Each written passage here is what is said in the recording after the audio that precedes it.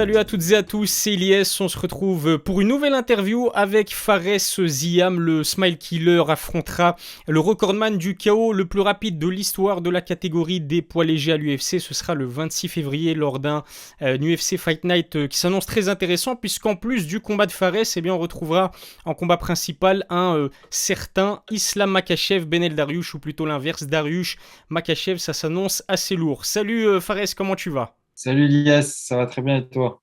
Ça va super bien. Encore une fois, c'est toujours un plaisir de pouvoir discuter avec toi, surtout avant un gros combat. D'ailleurs, un combat contre un adversaire que tu devais affronter un peu plus tôt, hein. C'était le 20 novembre 2021. Malheureusement, quelques heures avant son combat, c'est un membre de son équipe qui a été contrôlé positif au Covid. Résultat, malheureusement, ce combat a dû être annulé en dernière minute. J'aimerais savoir, Fares, comment est-ce que tu as réagi quand tu as appris la nouvelle? J'étais triste, j'étais très triste parce que ça faisait 2 mois que j'étais ici, 2 mois de préparation. Après, je me suis dit que on peut pas toujours, enfin, on choisit pas, on peut pas savoir, voilà, il y a un bien qui se cache derrière ça. Mais c'est pas grave, ils ont rebooké le combat dans la semaine que je suis rentré en France. Ils m'ont dit pour le 26 février. Donc j'étais content et on était parti, quoi. Quand tu dis que ça faisait 2 mois que tu étais ici, tu parles de la Floride, hein, c'est ça? Aux États-Unis, oui, pardon. C'est ça, parce qu'en ce moment, tu te trouves en Floride où tu t'entraînes notamment au Sanford de MMA. Alors, justement, j'allais te poser aussi une question. Bon, tu as commencé à y répondre, mais est-ce que tu es satisfait d'avoir vu ton combat contre Terence McKinney être reporté, ou est-ce que peut-être tu t'attendais à un nouvel adversaire? Moi, je m'attendais pas à un nouvel adversaire. Après, j'avais échangé un peu avec Terence, on avait bien discuté. Et lui, il m'avait dit, ouais, peut-être qu'on va pas s'affronter. Il savait pas, lui aussi. Et au final, l'UFC, dans la semaine, ils ont booké le fight et moi, j'ai directement accepté. Et lui aussi. Ah, vous avez bien fait, hein. Honnêtement, je trouve que l'opposition, elle est très très intéressante. En plus, tu sais, c'est pas à toi que je vais l'apprendre, mais Terence McKinney, c'est quand même 4 finishes en 2021, moins de 2 minutes passées dans l'octogone au total sur ses 4 derniers combats, et donc le KO le plus rapide de l'histoire de la catégorie des poids légers en 7 secondes seulement. Finalement, Fares, tu pouvais pas espérer, rêver un meilleur adversaire pour pouvoir te mettre en évidence. Oui, franchement, en plus, il a une bonne, comment dire, hype. C'est-à-dire, il est bien coté. Et moi, tout ça, là, tous ces records et tout, ça me fait pas peur. C'est qu'un combattant. On a vu ses lacunes, mais on a vu aussi ses points forts. Et du coup, on a eu encore plus de temps pour encore mieux préparer ce combat. Donc, au final, c'est bien, c'est positif. En plus de son talent dans l'octogone, il faut dire que Terence c'est aussi quelqu'un qui est très actif sur les réseaux sociaux. Je t'en parlais lors de notre dernier entretien. Il a demandé par exemple à ses fans de t'envoyer leurs prières. Il a même dit qu'il aimerait en fait t'infliger à toi son 8e KO de sa carrière au premier round. Comment tu vas t'y prendre pour l'en empêcher? Bah, moi, je vais donner le meilleur de moi-même pour faire un beau combat et justement gagner et, si possible, le finir. Mais tout ce qu'il dit, je sais que bah, c'est que de la com en fait. Même lui il me le dit quand il m'envoie des messages, il me dit ouais, voilà, c'est la com, c'est comme ça. Moi, je m'en fiche de ce qu'il peut dire et il va pas me finir ce soir-là, c'est moi je vais le finir. Finalement, son trash talk, c'est un peu la culture à l'américaine, hein. Toi qui maintenant t'entraînes souvent aux États-Unis, t'es habitué à ça. Ouais, voilà, après, voilà, même Henri Ouf, tu m'en parlais, il me disait ouais, il parle beaucoup, mais faudra assumer dans la cage, tout ça. Moi, je m'en fous. Parler, parler. Là, l'important, c'est que je fais un bon combat, c'est tout. Faut en parler aussi entre le 20 novembre 2021, donc la date où tu devais affronter Terence, et aujourd'hui, il y a eu du changement de ton côté, puisque tu as signé avec Dominance MMA, qui est l'agence d'Ali Abdelaziz, qui est certainement l'agent le plus puissant du MMA en ce moment. Il travaille avec des grands noms, Khabib, Kamaru Usman, Justin Gaethje, Henry Cejudo, pour ne citer que. Pourquoi est-ce que tu as décidé aussi de signer en particulier dans cette grosse structure? Alors, en particulier parce que je m'entendais bien avec Ali et aussi des membres de son staff, enfin de son staff, des combattants qui faisaient partie de Dominance MMA. J'avais bien parlé avec eux.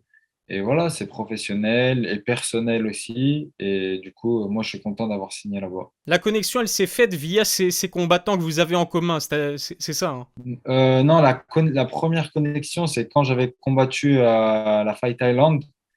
Il avait aimé que j'avais call out Bobby Green, qui à Mhm. l'époque n'était pas aussi coté que maintenant, Ouais. mais qui était de mon côté. Et il m'avait demandé si j'avais un manager. Je lui avais dit oui, que c'était Guillaume Pelletier. Et il a échangé avec Guillaume. Et après, au final, là maintenant, je suis passé avec lui. Super, et on sait que ton prochain combat, si je ne me trompe pas, est le dernier dans ton contrat actuel avec l'UFC.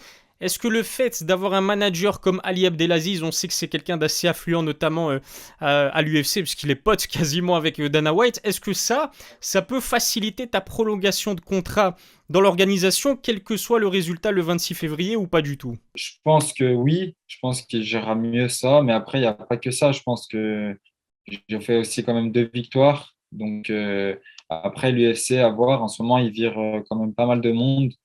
Mais moi, ça me fait pas peur parce que Sean Shelby, il a dit qu'après ce combat, on parlait du nouveau contrat.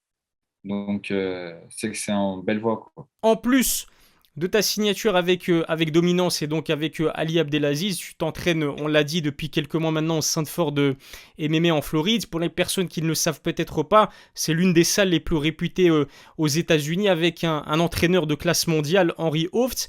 On peut dire que tu as vraiment tout mis de ton côté pour te permettre de te faire un nom à l'UFC. Ouais, bah, moi, j'ai tout mis de mon côté, pas pour me faire un nom, mais on va dire, ça revient un peu au même, mais d'être un très bon combattant et de gagner mes combats. Et, et après, voilà, hein, l'objectif, c'est de devenir fort et de casser des têtes. C'est clair, en plus, t'es jeune, ta marge de progression, elle est énorme. Ouais, voilà, moi, j'ai 24 ans, je vais avoir 25 ans bientôt. Et voilà, j'ai encore des lacunes en lutte, au sol, même en boxe. D'être ici avec beaucoup de partenaires qui sont expérimentés, qui sont à l'UFC, l'expérience des coachs, tout ça, bah forcément, on passe un cap. Tu parlais de tes partenaires, eh bien parlons-en, mon cher Fares, Gilbert Burns, Michael Chandler et Raphaël Fiziev, pardon, notamment, hein, tous évoluent du côté de Sanford MMA, là où tu t'entraînes depuis quelques mois. J'imagine que tu as souvent l'occasion justement de te mesurer à eux. Avec laquelle de ces stars est-ce que tu préfères t'entraîner et peut-être lequel d'entre eux t'a permis le plus d'évoluer? Et ben alors, là, maintenant, Fiziev, déjà, il s'entraîne au Tiger. Ah oui, c'est Mais vrai. c'était à mon ancienne prépa et du coup, j'avais tourné avec lui. Et avec lui, j'avais bien évolué parce qu'il m'avait donné des conseils de rester bien à distance, de donner plus de coups. Euh, et lui, il m'a dit, au début du camp, tu étais là, et là, à la fin de ton camp, maintenant, tu es là. Il m'a dit, franchement, bien et tout. Et j'avais fait des bons sparring avec lui. Donc, je pense avec lui que j'ai le plus évolué et que je me suis mieux entraîné. Après, j'ai tourné aussi avec Bounce au sol et c'était intéressant. Et voilà, il m'a montré 2, 3 techniques et c'était bien aussi. J'ai envie de te parler un peu plus de Raphaël Fiziev, hein, qui est vraiment la star montante de cette catégorie des poids légers. Il affrontera Rafael Dos Anjos en co-main event plutôt de l'UFC 272, avec en revanche un alléchant Covington Masvidal en combat principal. S'il s'impose contre le Brésilien, il risque peut-être de lui dérober la 6e place au ranking de la catégorie des poids légers. Toi qui l'as côtoyé régulièrement au Sanford MMA, est-ce que tu penses qu'il a le talent nécessaire pour peut-être aller déranger le top 5 de ta catégorie, qui est l'une des catégories, si pas la catégorie la plus relevée à l'UFC? Oui, bien sûr. Franchement, il a des très bonnes défenses de lutte. Même au sol, il défend très bien. Il a un pied-point bah, de classe mondiale. Il a fait beaucoup de boxe taille. Et il est très relâché en combat. Il lâche ses coups. Il bouge bien. Moi, je pense même qu'il finira champion, quoi. Ok, tu le vois champion donc. Bah, là, je pense qu'il y a un renouveau dans la catégorie. Voilà, Poirier, il est fatigué de faire le poids. Mhm. Bon, Oliveira, il sera encore là, hein, mais bon, il a quand même 32 ans.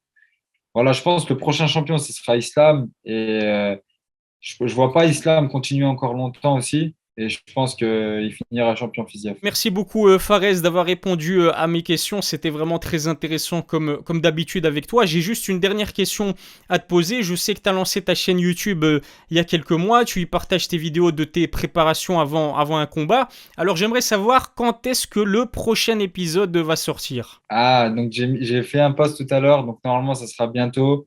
Mais je garde la surprise. Ok. Mais très bientôt. Je mettrai le lien de ta chaîne YouTube dans ma description, donc n'hésitez pas à aller donner de la force à Fares. Abonnez-vous à sa chaîne YouTube, c'est toujours important. Fares, encore une fois, un énorme merci à toi. Je te souhaite beaucoup de succès, puis la victoire face à Terence McKinney le 26 février. On va tout donner pour.